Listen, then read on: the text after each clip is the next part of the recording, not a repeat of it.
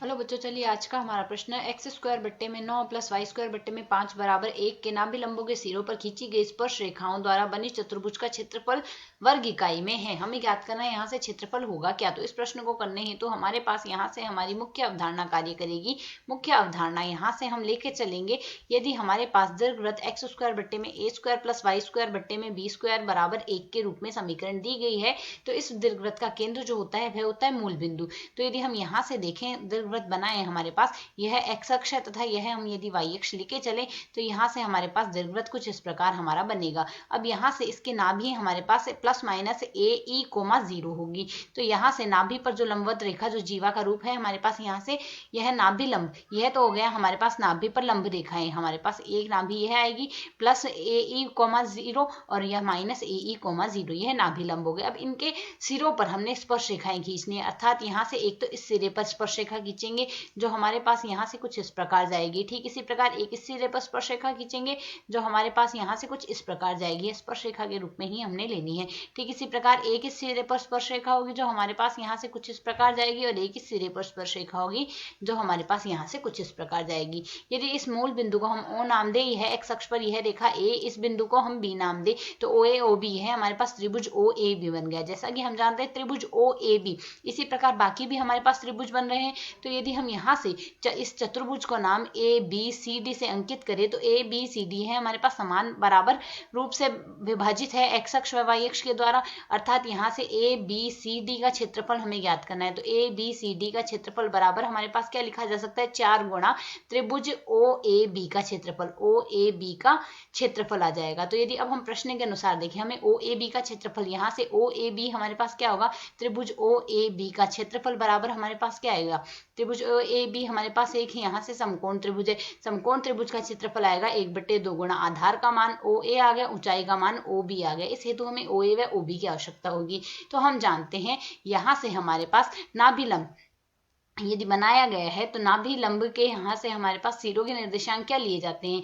नाभि लंब के सिरों के निर्देशांक हमारे पास लिए जाएंगे ए ई, यहाँ से इस बिंदु के A E plus minus B square बट्टे में ए आएगा, अर्थात एक बिंदु तो हमारे पास यह आएगा, दूसरा बिंदु प्लस में तो बी स्क्वायर बट्टे में ए ले लेंगे, माइनस में ए डी रेखा पर ले लेंगे। तो यदि हम यहाँ से देखें, इस जो हमारे पास यहाँ से दीर्घवृत्त बना है, दीर्घवृत्त की स्पर्श रेखा का समीकरण हमारे पास क्या आएगा, एक्स एक्स वन बट्टे में आएगा A square plus Y Y one बट्टे में आ जाएगा हमारे पास यहाँ से बी स्क्वायर बराबर में 1। अब यदि हम यहाँ से देखें, तो यदि हम यहाँ से देखें ए बी बिंदु पर हम उस स्पर्श बिंदु के पहले निर्देशांक निकाल देते हैं। निर्देशांक आएगा हमारे पास ए ई कॉमा बी स्क्वायर बट्टे ए के बराबर आएगा। तो यदि हम यहाँ से देखें, प्रश्न के अनुसार ए स्क्वायर बराबर हमारे पास 9 आ रहा है और बी का स्क्वायर हमारे पास यहाँ से 5 आ रहा है। तो जैसा कि हम यहाँ से देख सकते हैं, ए का मान हमारे पास बी से बड़ा है, तो ई बराबर क्या आएगा, वर्गमूल 1 माइनस बी स्क्वायर बट्टे में आएगा ए स्क्वायर, अर्थात यदि हम सरल करेंगे मान आएगा 1 माइनस बी का स्क्वायर 5 बट्टे में ए का स्क्वायर 9, सरल करने पर 4/9 आएगा मान, अर्थात ई का मान हम लिख सकते हैं 2 बट्टे में आ जाएगा हमारे पास यहाँ से 3। यह मान हमारे पास आ चुका है ई का। तो बिंदु का निर्देशांक हमारे पास यहाँ से क्या बनेगा, स्पर्श बिंदु हमारे पास बन जाएगा यहाँ से ए बी रेखा पर, ए बी पर यदि हम देख रहे हैं तो ए बी रेखा पर हमारे पास यहाँ से स्पर्श बिंदु बन रहा है 2/, ई का मान तो 2/3 आ रहा है और ए का मान हमारे पास यहाँ से देख सकते हैं हम क्या आ रहा है, ए का मान हमारे पास यहाँ से आ रहा है 9 का वर्गमूल 3 आ जाएगा, प्लस ही लेंगे प्रथम चतुर्थांश में, कॉमा बी का वर्ग हमारे पास आ रहा है 5, 5/3 ले लेंगे हम यहाँ से प्रथम चतुर्थांश में से, यदि सरल करें स्पर्श बिंदु बन जाएगा 3 से 3 काट देंगे 2,5/3 आ गया।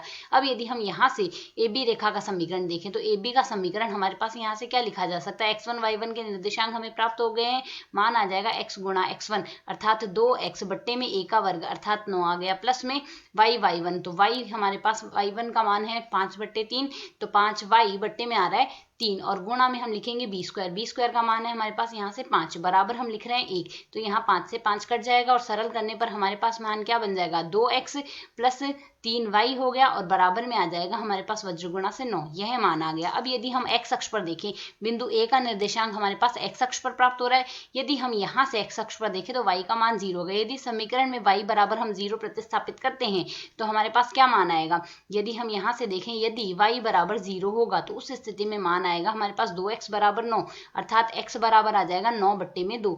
तो ए बिंदु का निर्देशांक आ गया 9/2, 0। ठीक इसी प्रकार बी बिंदु का यदि हम निर्देशांक देखें तो बी बिंदु y अक्ष पर स्थित है, अर्थात x बराबर 0 आएगा। यदि x बराबर 0 आता है तो 3y बराबर 9 आएगा और y बराबर आ जाएगा हमारे पास यहाँ से 3। तो बी बिंदु का निर्देशांक आ गया 0,3। तो यदि अब हम यहाँ से त्रिभुज का क्षेत्रफल देखें तो त्रिभुज AOB का क्षेत्रफल बराबर हमारे पास क्या आ जाएगा, त्रिभुज AOB का क्षेत्रफल बराबर 1/2। आधार की लंबाई हमारे पास यहाँ से क्या आ गई, O व A के बीच की दूरी, O व A के बीच की दूरी 9/2 है, गुणा O व B के बीच की दूरी ऊंचाई होगी अर्थात 3 होगी। तो इसे यदि हम सरल करेंगे तो हमारे पास मान आएगा 27/4 वर्ग इकाई हो गया यह। तो हमारे पास AOB का क्षेत्रफल आ गया। अब हमें पूरे चतुर्भुज का क्षेत्रफल ज्ञात करना है। तो ABCD का क्षेत्रफल बराबर क्या आएगा, 4 गुणा AOB का क्षेत्रफल। तो ABCD का क्षेत्रफल आएगा 4 गुणा में 27/4, अर्थात क्षेत्रफल आ जाएगा 27 वर्ग इकाई। यह हमारे पास मान आ गया। अब यदि हम यहाँ से विकल्पों से तुलना करें तो 27 वर्ग इकाई हमारे पास यहाँ से कौन सा विकल्प हुआ, हमारा विकल्प डी एक सही हल है। आशा है समझ आया। धन्यवाद।